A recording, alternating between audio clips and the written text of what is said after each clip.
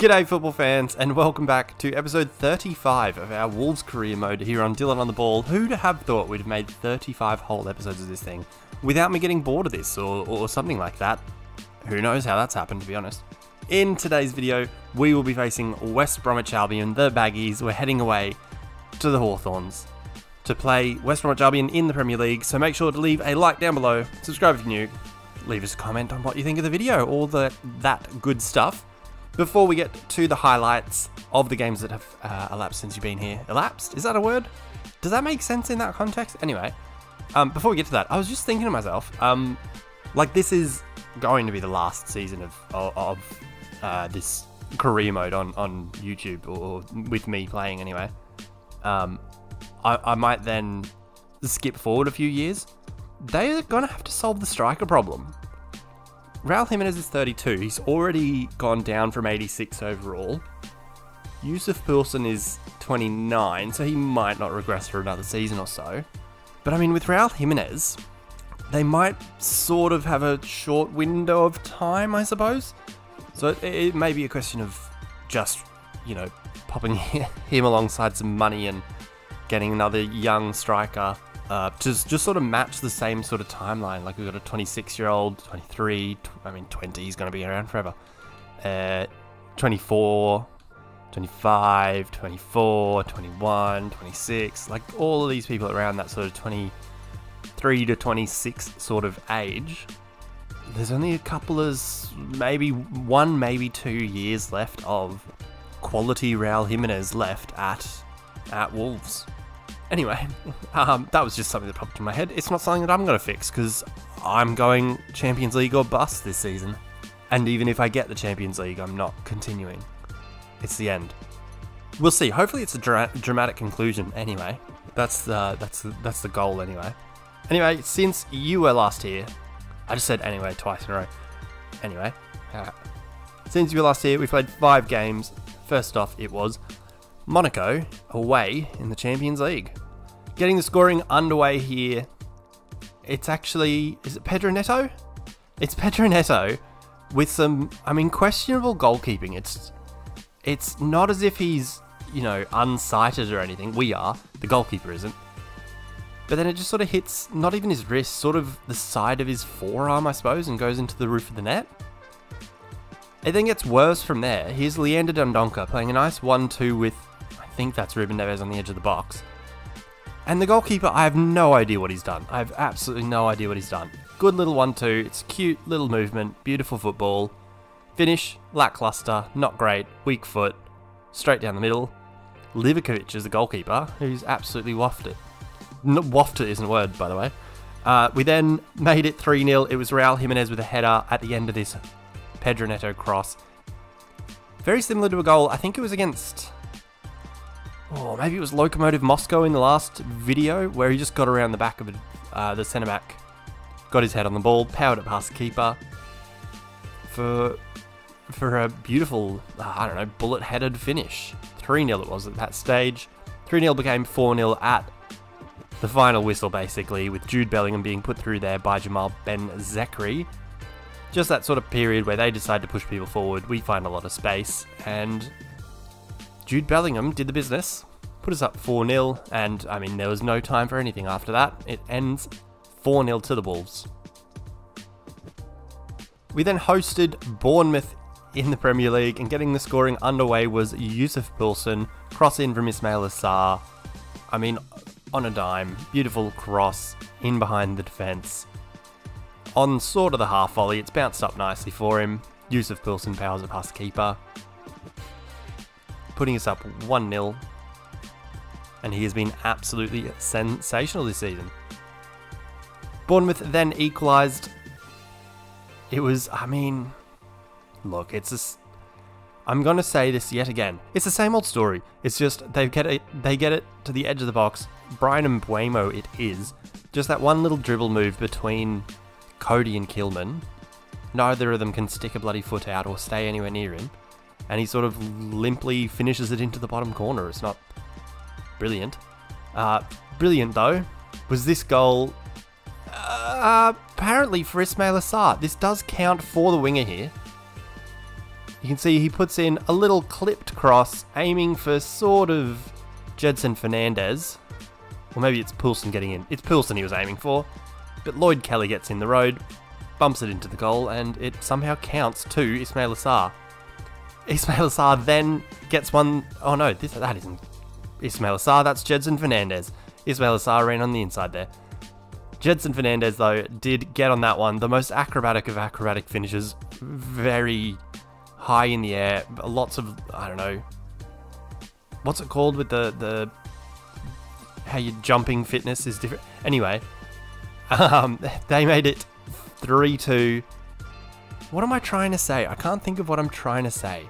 Anyway, they made it 3-2. It's some bloke named whatever his name is. Fires it. I think it's Christie, Ryan Christie. Puts it in the back of the net. Nothing Unai Simon could do. Defense didn't. Muscle twitch fibers or something? Fast twitch.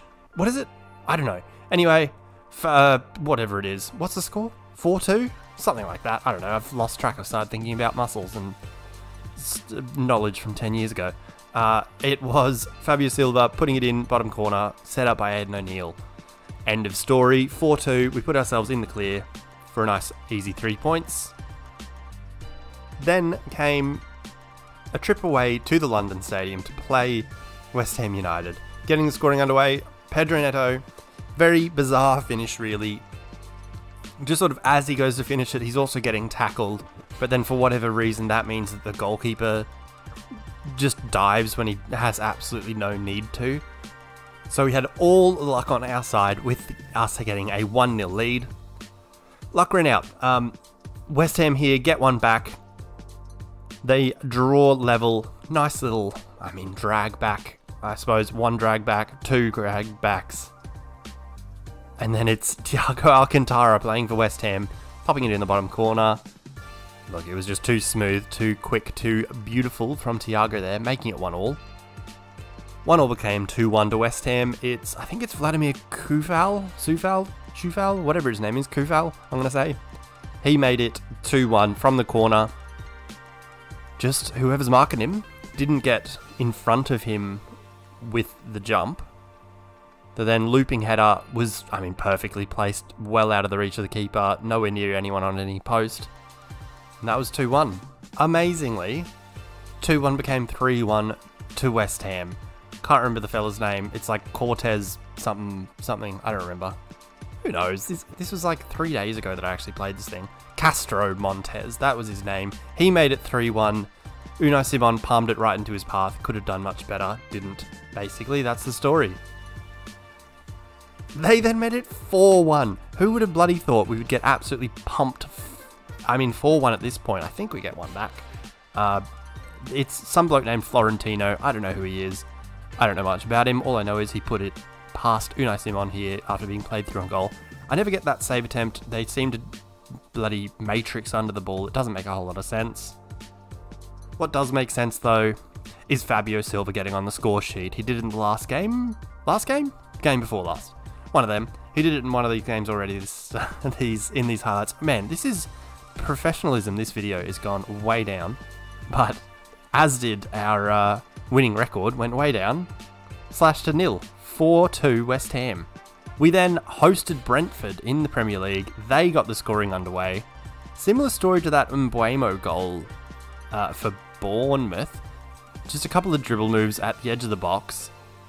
And then sort of a weird, hushed, I don't know, bloody silenced finish? No, something like that. Anyway, it was Carlos Vinicius that got the goal.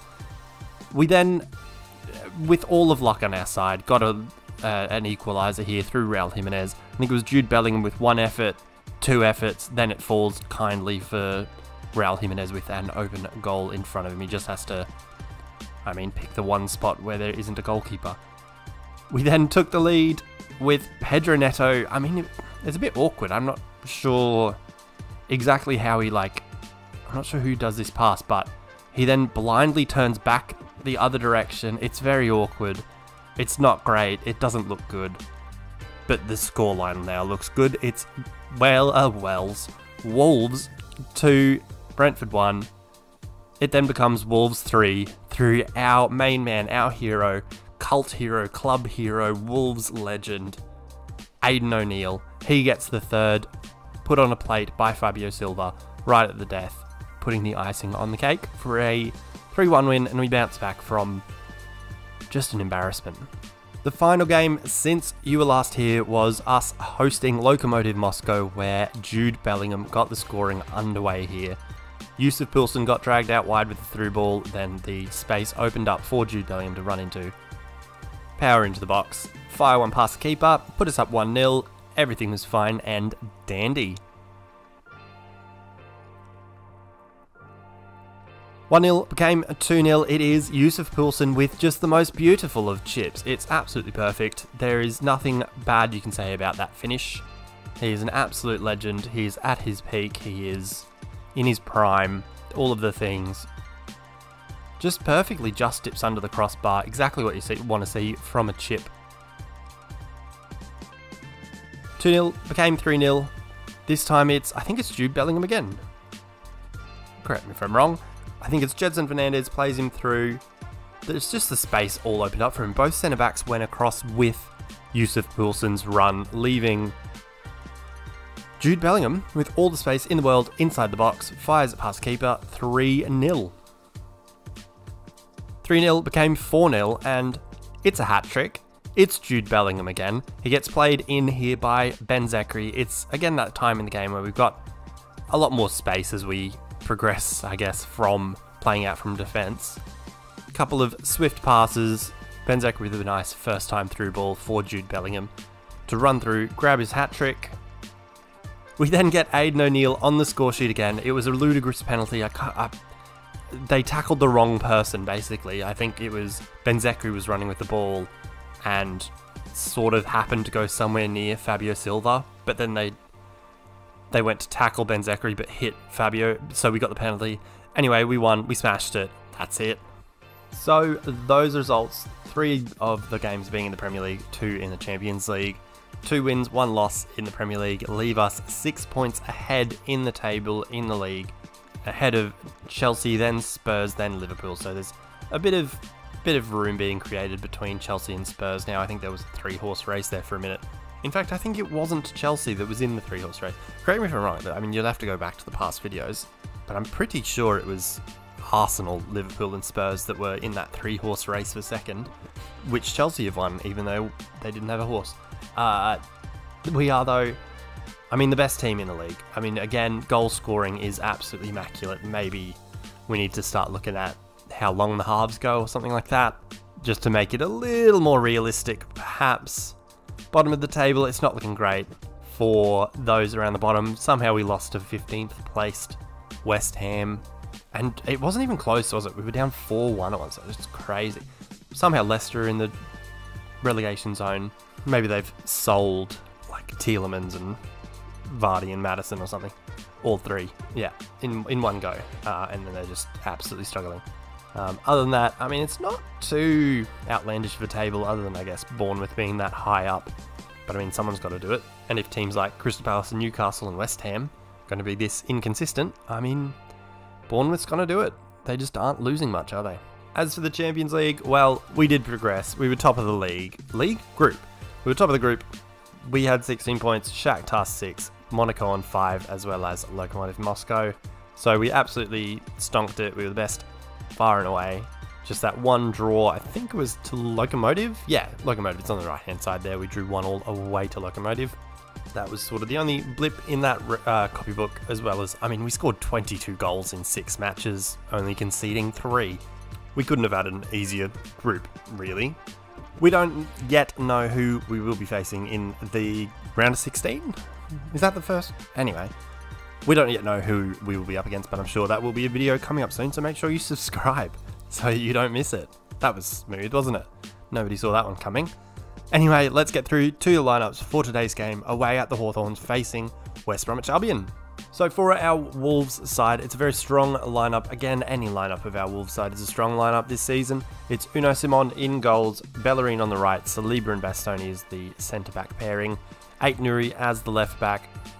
In midfield, it'll be Benassa, Ruben Neves and Michael Olise making a rare appearance. You can see he's got -6 there. I think that's down to not being fit, basically, or what is it? Match fitness, match sharpness, maybe that's what it is. Man, you can tell I'm absolute seasoned pro at this. Up front, it will be Neto on the right, Leao on the left, and Jimenez up front. For the Baggies, it'll be whoever Griffiths is in goal. Back three of Nelson, Ajayi, and Matt Miazga. Wide backs, Furlong and Andros Townsend. I don't care if it's not Andros Townsend, I'm going to call him Andros Townsend. Midfield pairing of Ugarte. I think Ugarte? I don't know.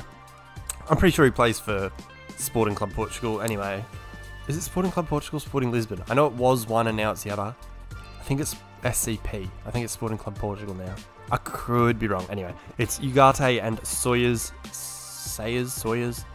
in midfield, and then up front it is Diagana on the right, Carlin Grant, Carlin? Oh, man, I should know these things, and some dude named Dyke up front. Don't know much about many of them, really, other than I guess Diagana's probably about 76 overall, Miazga's probably like 73 at the start of the game. That's about all I've got, really.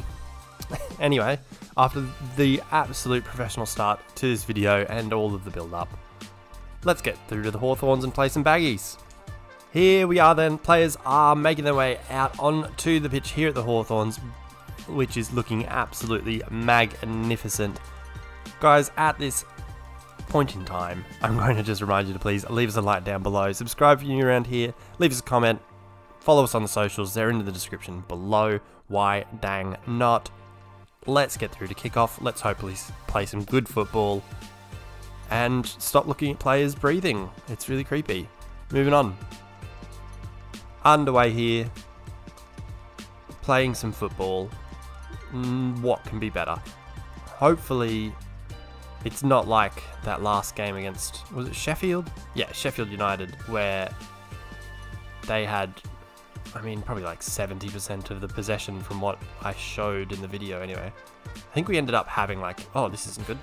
I think we ended up having like, I don't know, 43 or 44 or something % of the possession. Definitely didn't feel like that though, I don't know. Maybe I'm losing my mind. Maybe it was just the first half. Anyway, moving on. We are passing the ball around nicely here. I think our advantage here is going to be in midfield, just because we have the 3 in midfield. They've got a 5 backline, which does seem to be going into very much a straight back 5 when we have the ball. So I think that might be where you have an advantage. Oh, a couple of chances early. Oh, good save there from the keeper. Already forgotten his name. But it was good to get that early chance on, and also good to just, I mean, we passed the ball around very nicely there to create. Wasn't a clear opening for, was it Elise in the first instance? But ended up being a very good chance that we possibly should have done better with. I think I sort of panicked, and I'm probably to blame more than the players there. Oh, how is he that open? What's happened? He's missed. Oh my goodness. How did he end up that open? I am more confused at that than him missing. I don't know. Was that the Dyke fella? I don't know who that is. Yeah, that's Mr. Dyke. Absolute inquest going on at the back, I hope. Oh, and we've given it away straight away. Here's Dyke again. Oh, well done. Nope. It was well done by Bastoni. Bellerin didn't help him out much. Here they are again. It's Grant in the box. Bastoni can't stay with him. Big save. It's Dyke again with the shot. Big save by Unai Simon, and we are causing ourselves problems early here. Corner being played in by Grant. Raul Jimenez wins it, but gives it away, which is not the first time we've said that about our squad today. But now we can hopefully play out with a bit of comfort. Ait-Nouri will make a run off the back of that. He'll get played in. In is probably a stretch. He'll cut back now. But he'll find Leao. Leao has a bit of room. No, he doesn't. Well, he did. Perhaps at the time. Very quickly ran out though. Whoop. So I was holding B to do second defender, and it meant that Ait-Nouri just fired the ball forward. That was a horrible pass. No room for that whatsoever. Moving on. Still West Brom with the ball, very much end-to-end here. We have not been able to stop them high up the pitch, which is a bit annoying. Other than that one time where Aït-Nouri fired in a shot first time. Here we go. Now we build. I suppose, like, they don't have anyone in this area when we win the ball. So we can just do things like this, where Ruben Neves runs with the ball about 40 yards. Here is a cross from Neto, looking for Jimenez. Headers just wide. I don't know why he didn't, you know, fully commit to that. Seems like he's just got a glancing header on it in the end. Maybe the defender just in front of him put him off. Has ended though in a goal kick. It's just gone wide in the end. Good little bit of possession though, and I guess we're still, maybe still figuring out how to play against West Brom, and I don't know. It's defending. I mean, the crux of the matter is it's harder to defend away from home, and you know, we've had our chat about that previously. We don't need to talk about it again. We just need to get on with football. Here is Pedro Neto on the ball, finding Jimenez, who can find an open Neves. And see, there's just a lot of space for a lot of our players in central areas, but unfortunately, I mean, it all boils down to the penalty area where they've got 5 people. Here is Jimenez though, at the edge of the box, well defended, and they're away. Benassa caught too high up the field, and easily, after one pass, they were beyond him and sprinting out our defensive line, which sort of exactly his job to stop in the grand scheme of things. There always seems to be just someone free for us. Whether it's our wide back, you know, pressing on, oh, that was less than good, or it's one of our midfield 3, there always seems to be someone free, just, I guess, by virtue of them having 3 centre backs. I mean, there's always just that, not overlap, but bit where we've outnumbered them. Well, we're in the box. Can we find Jimenez? Yes, we can. He can't find much. Oh my god. That was it was a little clipped cross in the end. Just sort of tried to put it across the box. No one was really there though. And they're picking on Rafael Leao out of anyone. Man, this half has absolutely flown by. It's 41 minutes in now. Fairly uneventful, because most of it has been running between the boxes and then not much action in them.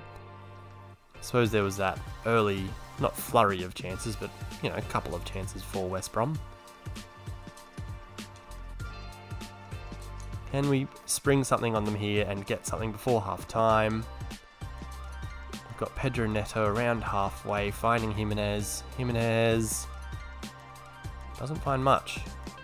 Here's a bit of space though for Elise, who can find Bellerin overlapping.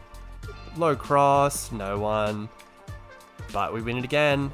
And here's Neto. Here's 1-0. There it is. It's definitely the clock has run over. We'll take that one. I guess it was always in and around the box, and that's why the referee hasn't blown his whistle.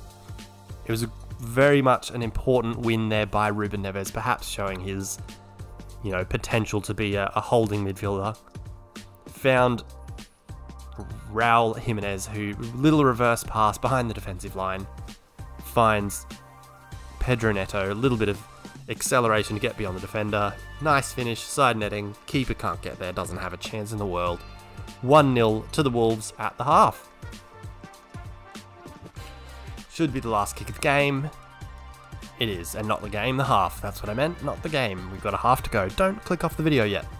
So, mixed bag of a first half. We will take the lead, I guess. A half to go. We've got to keep ourselves ahead now. Hopefully perform a bit better. See how we go.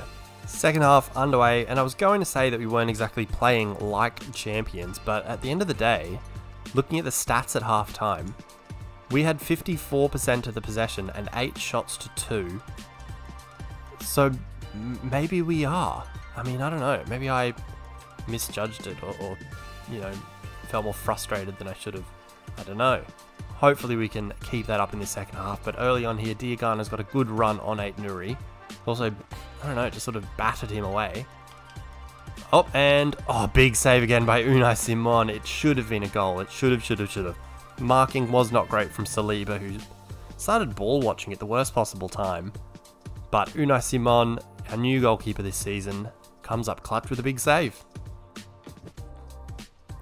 Corner ball again being taken by Grant. Floated in, hopefully away. No, not yet. Grant again with it here. And again, Bastoni running out of him goal. Had to be. We always just get sucked into the ball, and it's that one pass away. It's Sayers. I think it's Sawyer. I don't know. Anyway, it's 1-1. We've been caught napping. We have not come out of the blocks in this second half. Couldn't tackle them in our box. Too many players drawn towards the ball. Keeper comes out for no reason. Leaves basically an open net behind him for Mr. Sayers to pop it into. And our good work at the end of the half, completely undone. Not ideal, unlike the heating. But because that's the sponsor on their jerseys, is Ideal Heating. Romain Sawyers. It's got to be Sawyers, surely. Otherwise that W's doing nothing. Anyway, work to do. Not good. It doesn't feel good not winning football matches, as I'm sure you all can. If you're watching this, you probably know it's not fun to lose or to feel like you should be winning and not. Anyway, here's Benassa. Good bit of possession around their box, passing it around. Oh, tried to find. There was just no way in between them around the box there. We will hope to win it back early, but again, no chance of it. Oh, Benassa, does he win it? He does. Well done. Well done, Ismail. Earning your money. Oh, but Michael Elise throws it away. And just again, we're going to find it impossible to get the ball back because we can't press with more than one person. Intelligently at all, anyway. For more than a couple of seconds, and they get to run away with it. Not a flaw, per se, with the game. Just a thing that they've just got wrong. If they want to make it more difficult away from home, this shouldn't be how they do it. Anyway, that is a much briefer version than whatever it was I said in the last video. Maybe it was the video before. I don't know. Anyway, I had a bit of a rant because I'm not a fan of the way that they make being away from home different. Oh, a scissor kick effort there from Raul Jimenez. Ismail, come on. That was awful. We're making subs. It's been 22 minutes and we've done nothing in the half. We are making our subs. Here come the bench boys. Big switch on there for them, and Diagana does well on Ait-Nouri again. Cuts inside beautifully. Finds Dyke, but then is offside. Well done. Great defensive line. We are just a machine. A well-oiled defensive machine. Sawyers gets his goal, gets a rest as well, so that's win-win for him. But no win for Wolves at this stage anyway. Because there's no room out wide, I think. Because they've got such a... Like they're... Oh, that was terrible. Benzekri, not up to his standards. And because we can't second defend for long, they're going to easily pass the ball away. See, already gone. 3 seconds, and now he's just awkwardly jogging back to his spot. Here's a bit of room for Benzekri out wide. Finally a bit of room for one of our wide men. Can he find anyone? No. Fires it behind both O'Neill and Fabio Silva. And again, West Brom are going to easily play the ball away. Cannot get near them as they play out. This game is going by us. This is not great. And a little clipped ball that makes no sense. You'd never think to try it. Works out for them. And we can't win that tackle, of course. Man, this is not great. Saliba pushing up this high is ridiculous. But because we can't second defend, we've got to try and do the extra work. Fabio Silva can't stick a toe out there because you can't press at all with multiple people. 86 minutes gone now. Ait-Nouri can't win that apparently. This is interesting, isn't it? Aït-Nouri finally wins the ball. Can we get away? Benzekri, 1-2. Does well, gets a bit of room, gets around Helson or whatever his name, Nelson maybe? Can he find anyone? Looks for Ruben Neves. Now we're in the box. It's Aidan O'Neill. It's a goal. He's fired it under the keeper's legs at the 90 minutes as the clock strikes 90. Aidan O'Neill, our man, our boy, found by Pedro Neto. Nice little reverse pass. Perhaps a little bit fortunate with the finish, but we will absolutely take that. A little bit of a dribble, finds his way around his man, finds a bit of room in the box.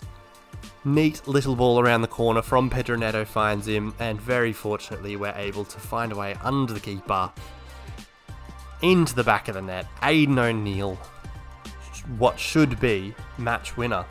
His third goal of the season. I mean, not as many as he's deserved. Now we've just got to hold them out,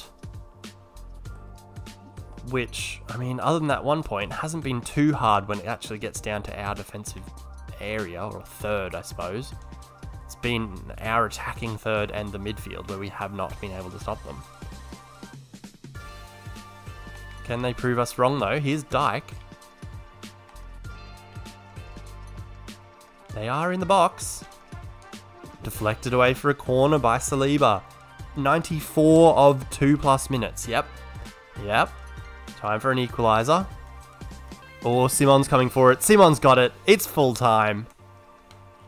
We've got the 3 points. Perhaps didn't deserve it, but that's what champions do. They get the results when they don't deserve them, perhaps. So scoring underway right at the end of the first half was Pedro Neto. Little reverse pass there by Raul Jimenez, finds him there.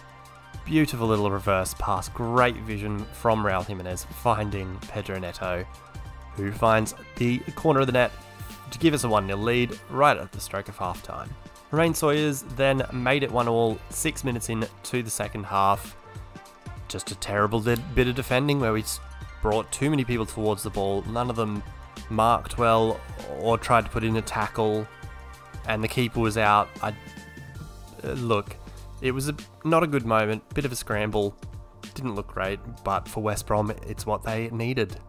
What we needed though was the big man to step up. It's Aidan O'Neill on the end of another little cute reverse pass. This time Pedro Neto turns provider, finds Aidan O'Neill around the 6-yard box when he receives the ball. One touch, slides it under the keeper, who's, if his butt cheek's a bit bigger, maybe saves it, I'm not sure. He doesn't though. It's 2-1. We walk away with 3 points. So those big 3 points there, the winner right at the death from Aidan O'Neill, keeps us 6 points ahead at the top of the league, ahead of Chelsea, who we do play in a couple of weeks. Next video, we'll have a game against Leicester City in the Premier League. We've got 5 games of 4 then, 4 of them being against London opponents. It's a bit weird. We've got Crystal Palace, as you see on the right hand side there, followed by Fulham, followed by Chelsea in the Cup, followed by Tottenham. It's just very weird. And then we've got Burnley in the Premier League before we play Leicester. So there'll be 5 games worth of highlights, 4 from the Premier League, which is the Crystal Palace, Fulham, Spurs, and then Burnley, before we play Leicester, which is actually on New Year's Eve. So just after the Leicester game will be the January transfer window, so plenty happening there, hopefully. I mean, I'm not sure we really have the money for it, but I mean, maybe I'll kickstart that Raul Jimenez replacing early for Wolves and get someone else on board that can hopefully grow with this team. Who knows? We'll see. Let me know what you guys reckon in the comments. If you think that's a good idea, give me a shout. Let me know. That, though, will wrap it up for today's video, guys. Thanks so much for watching. Leave us a like down below if you like the video. Subscribe if you want to see where the season takes us, if you enjoy the video, all of the things. Comment down below. Follow us on the socials. They're all down there. And until next time, when we go again and hopefully come through the Christmas period unscathed, peace.